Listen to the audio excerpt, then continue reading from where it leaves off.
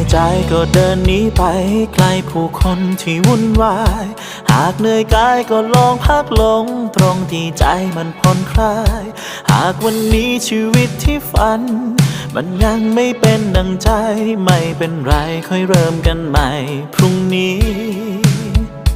ออกเดินทางไปบนถนนหาตัวตนที่เรามี